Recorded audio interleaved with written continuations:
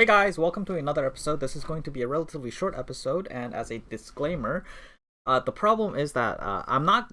If Mr. Bear played this game very well, I'm actually going to be more explaining his decisions than pointing out mistakes and things to do differently. But he played so well that it is definitely worth a listen. I thought the deck was very interesting. In fact, I'm probably gonna try the deck some games. And so this is going to be a game between Mr. Bear and Ian Oguera from Fight Night last Friday. And this was recommended by Mr. Blevins when I asked for a game in the chat. So let's get into it. This is going to be a Shyvana Asol Mirror, but if I'm not wrong, I'm pretty sure that Ian does not run Herald of Dragons while Mr. Bear does, which has been very good. So I'm actually quite a fan of this. So here, the mulligan phase, I'm not too. I don't actually know exactly the decision behind. Actually, I didn't pay close attention to it, but okay. So I mean, Judgment is obviously not great in this matchup. Solaris Sunforger is a low priority. Keeping Screeching Dragon is interesting. Eclipse Dragon is the main part one of two cards in the main win condition, so he keeps it. Of course, you could keep Dragon's Clutch, but because the Asol isn't guaranteed in this deck, it is nice to have the Eclipse Dragon so that it just becomes very likely for the closer. This game is not going to be won and lost in the early game. It is going to come down to the later stages of the game, and it's all about getting there with a solid position through the mid game. Now, from Mr. Bear's perspective, his side is very low value. Dragon Chow is nice. It can turn any early dragon they play into just a little bit bigger, which means it's going to win trades with the opponent's dragons. So this is nice. Dragon Guard Lieutenant is it's okay. It can pull the opponent's Dragon Chows, which is nice. Now in this position, I actually don't know if I like opening Dragon Chow where he has no dragons in his hand. It does actually end up paying off, but I'm not sure I would do it myself in this position. But he does top deck Shyvana, which means the turn 3 Shyvana is going to have a Dragon Chow, so it works out, but I would not recommend it personally. For example, if the opponent had their own Dragon Guard Lieutenant, this would have been kind of unfortunate, although they would have pulled the Herald of Dragons over the Dragon Chow anyway.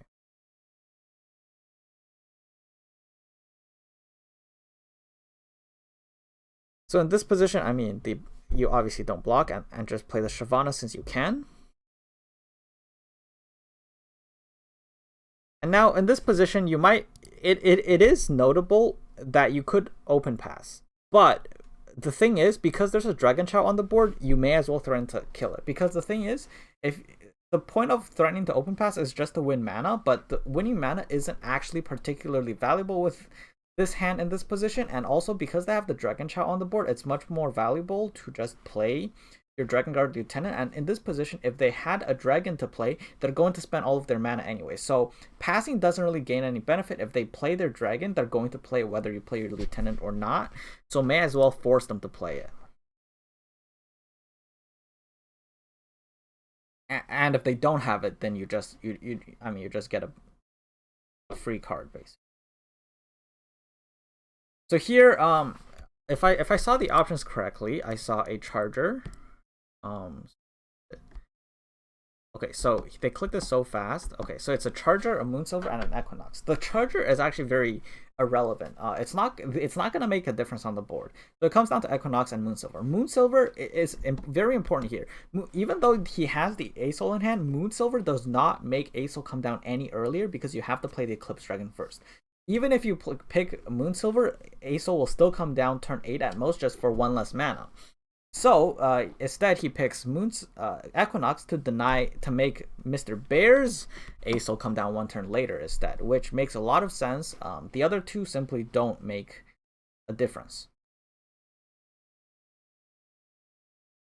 Now, I mean, obviously in this position, the Shyvana is ahead. It also has nine stacks thanks to the Dragon Chow.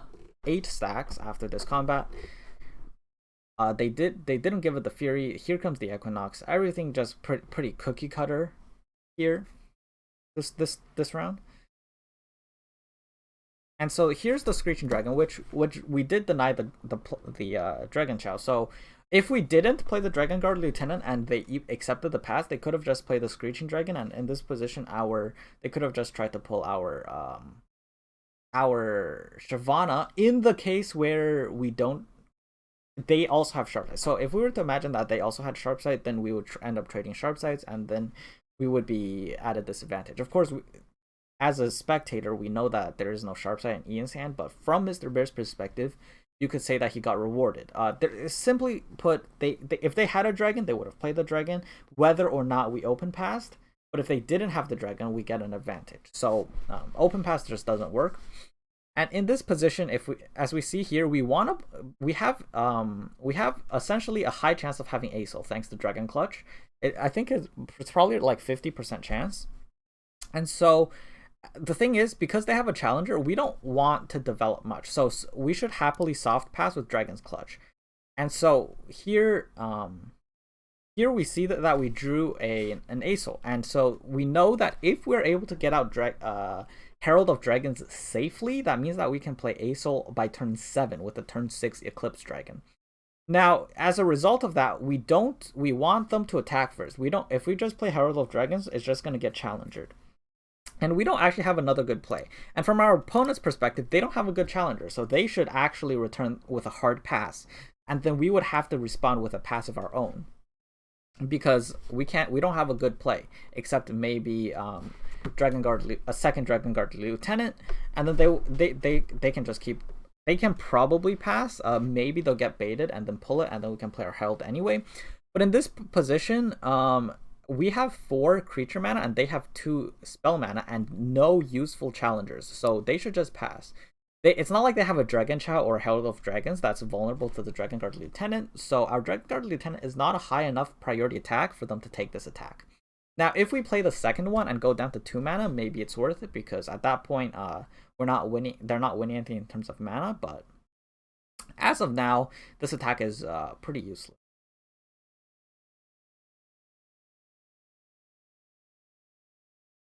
So we did counter with Sharp Sight. Actually, there's even a case for saving the Sharp Sight just to preserve it as a combat trick because it's so valuable. The upside of using the Sharp Sight now is that they don't get to open attack on turn 7 and prevent our Acel.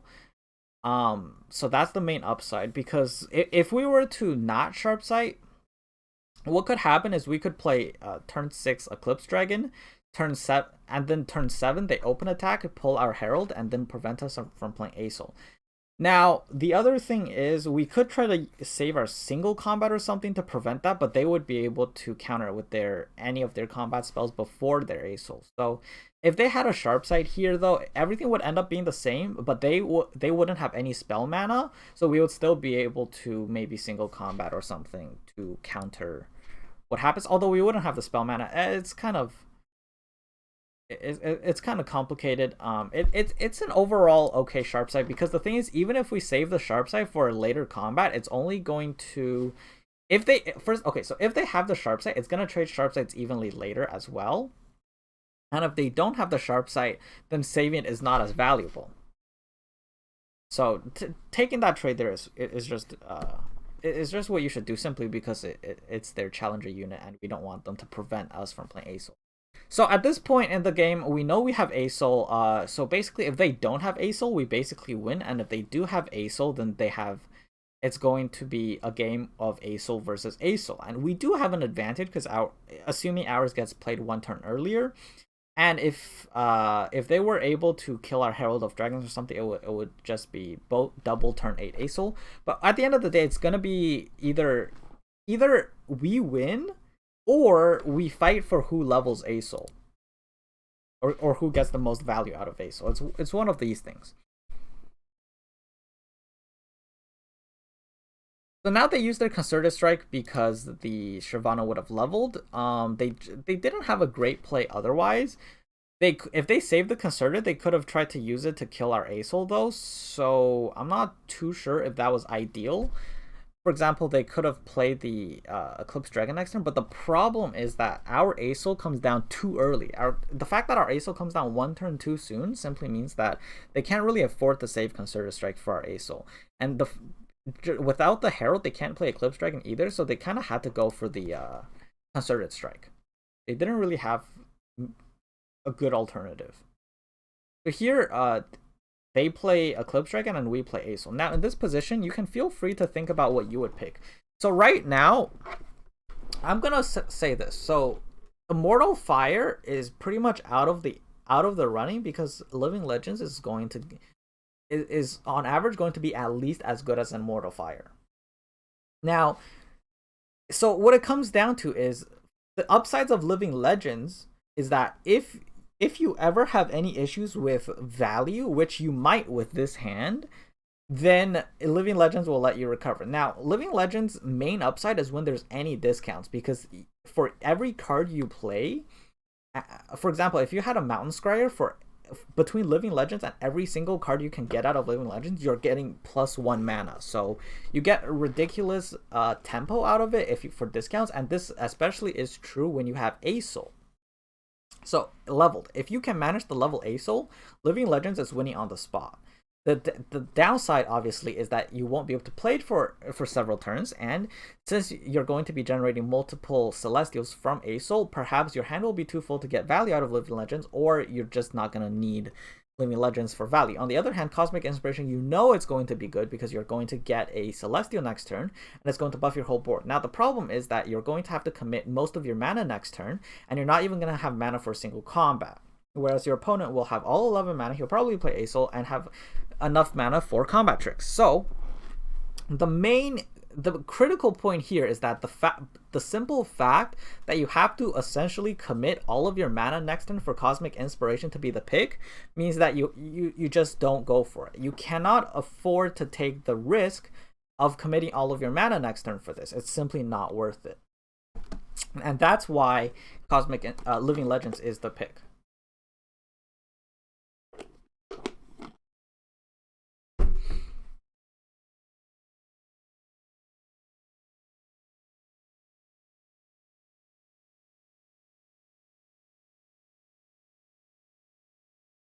I mean, well, it takes him a while to make his decision, but I watched it. I mean, I wasn't sure either. When I watched this the first time, I had no idea what the correct play was. I thought about it for a while before making my decision on my reasons. Maybe, I'm gonna be honest, maybe his reasons are different from the ones I presented. I might ask him later, but those would be my reasons for picking Living Legends.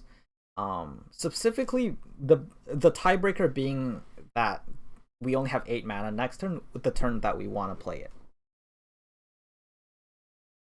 We want to have if we had 1 more mana, it would be a much stronger consideration. Now, in this position, I actually really like this open attack because they don't have a good block. 2, we know that their strongest play possible this turn is Aesol. And 3, their only real answers could be like single combats and Concerted Strike, but they don't really want to do that. We have a somewhat decent answer. They can't even use Sharp Sights. They don't have Run Riposte. This is just a really strong open attack. He actually doesn't open attack in favor of playing Shyvana, probably because he wanted the 10 Aesol stacks, but I don't think there's enough reason to not take this open. It's just so strong. They're also at 11 health as well, so if they go down to 1, it's a bonus. I just don't think the attack gets better. We know that they're probably going to play Aesol as their best possible play. I just think you take the open. There's just not much to lose. They'll probably even tank it to go to 1 and then play Aesol and hope to go from there, maybe. I don't know. But I just think it's a solid open. It's a safe open as well. Now, in this position, Dragon Guard Lieutenant is played because he wants to keep up enough mana for single combat. Now, on the other hand, the other option is essentially Celestial Doggo, but right now the game comes down to who levels Aesol. That's essentially what it is. Everything from this point on, as soon as Ian played Aesol, the game came down to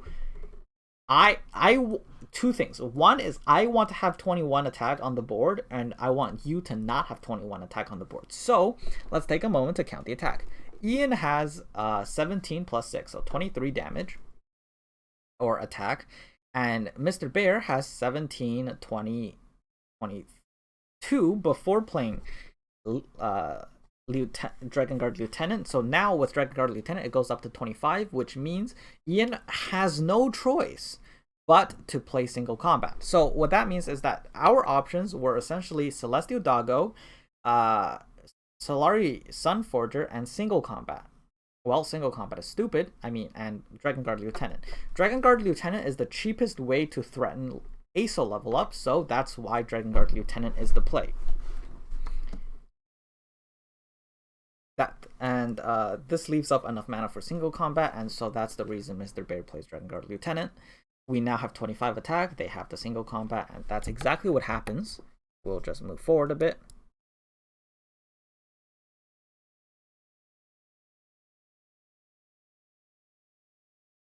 This is entirely... I'm actually surprised that they went for the Dragon Guard Lieutenant and not the Eclipse Dragon.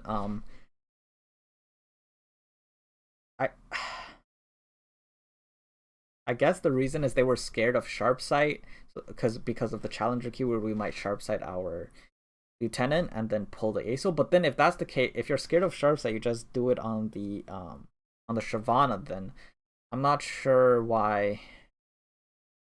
I think the single combat should just go on the Shyvana if you're scared of Sharp Sight.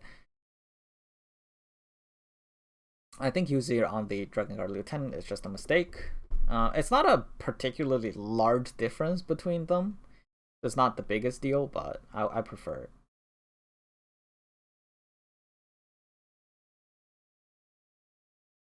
Now, it just connects. The thing is, there isn't really anything you consider. None of these other plays, you never single combat in response, and you never hush. So now in this position, you could play Celestial Doggo, but they're at 24 and they have a gem. So if you tap out of single combat mana and let them level ASO, you're just inting. So that's why in this position he passes, waits until they gem, and then uses single combat to prevent the ASO level up. I mean, right now they're not threatening to level up. If you use the single combat now, then they don't have the gem. So you always just pass now and then play single combat after. And that doesn't mean it's wrong for them to play the gem. You still play the gem. You force them to single combat. If they don't have it, you win. And if they do have it, I mean, you use the gem and you killed your ASO too. There's no downside. The other thing is that I want to point out in this position right here, before they gemmed, if you wanted to bluff Sharp Sight, you could actually still attack with the ASO. It would be a really strong bluff, because if you had Sharp Sight, they would lose no matter what block they take. The problem is that if you could actually open Sharp Sight and attack, and they would have to block, your ASO would level up. If they don't block, first of all, they would die, and if they do block, your ASO levels up. So the problem is that the bluff might not go through simply because they could read that you would have open Sharp Sighted if you had it and just tanked 10 damage. So that's not the best. The other thing is that if they call your bluff and say you don't have it and block with ASO, you just lose. Well, you don't lose, but you could very well lose. You don't know what they invoked. I mean, you ended up with a Celestial Doggo. You don't know what they got. They got 2 invokes. You got 2 invokes. It's not really, you lose all of your advantage if they call your bluff. So it would be kind of risky. There's no reason to take that risk, and that's the reason he didn't do it. Just know that it's an interesting consideration, just not worth it in this position. But for example, if you were in a position where you had more disadvantages, it would be a risk you could actually take to try to sneak out a victory, for example. Also, if we did have Sharp Sight, we would just win.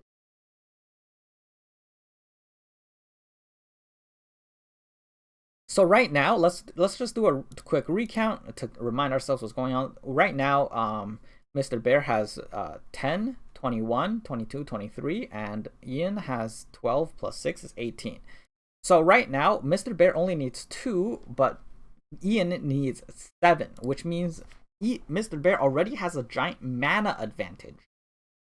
In this position, actually, we top deck Sharp Sight, so we were 1 card away from winning the game last turn. But anyways, right now he has a massive advantage in terms of ASO leveling, because he killed an Eclipse Dragon and Ian killed a 3/2.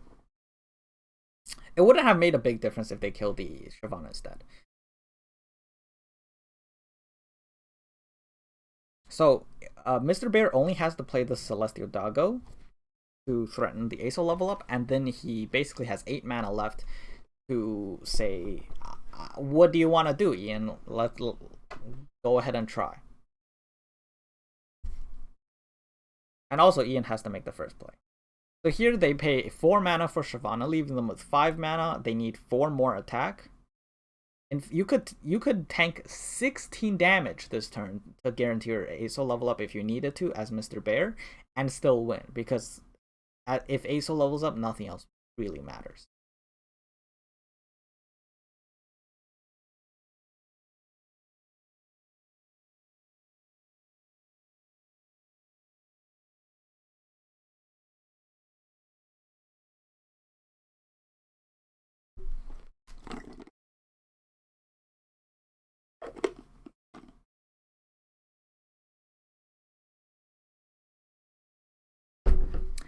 So now, the gain another attack goes up to 16 to 22, and they can see that Mr. Bear is going to level the Aesol, so they have no choice but to try to prevent it.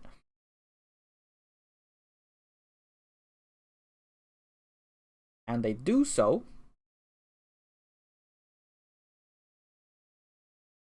Okay, well, Mr. Bear doesn't have to do anything. He has the advantage, so it's on Ian to do something about the situation.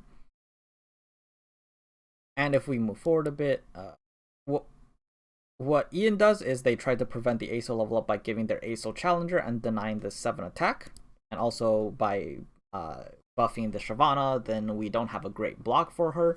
Now in this position, when we lose the Eclipse Dragon, we need 7 more attack. We can do that in a large number of ways, to be honest.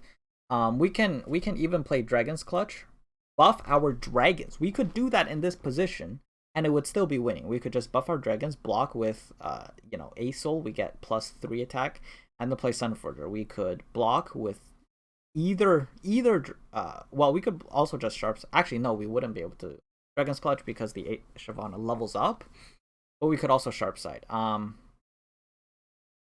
Actually, that would be stupid. We would just Sharp Side, and then we would gain +3, and then we would Sunforger. Now, in this position right now, so their Shyvana has 5 attack, but our Shyvana also levels up. So Mr. Bear takes the cleanest win, which is Sharp Siding on the Shyvana, because our Shyvana also gains +1/+1 from leveling up. So this means that we gain +3 attack. We could have used the Aesol too.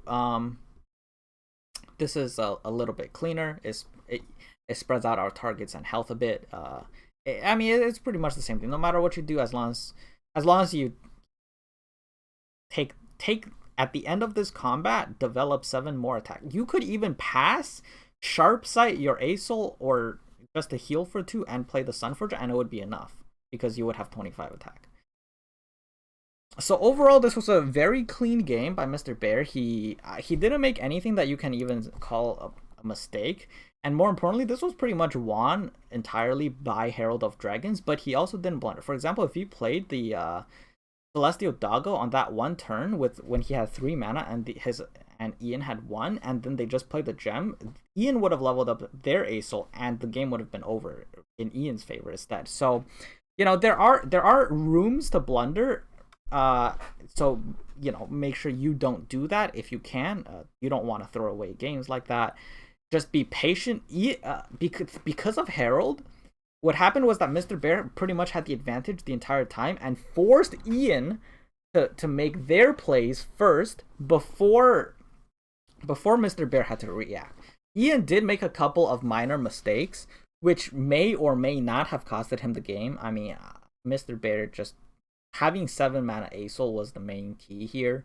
6 mana Eclipse Dragon on 7 mana Aesol, but at the end of the day, it is what it is. I hope you guys learned something, even though I didn't point out any mistakes this time. It was a very interesting game, and I'm actually very interested in trying this version of the deck myself. I've been meaning to try an Aesol Demacia deck, and this version simply seems very interesting. Have a great day, everyone.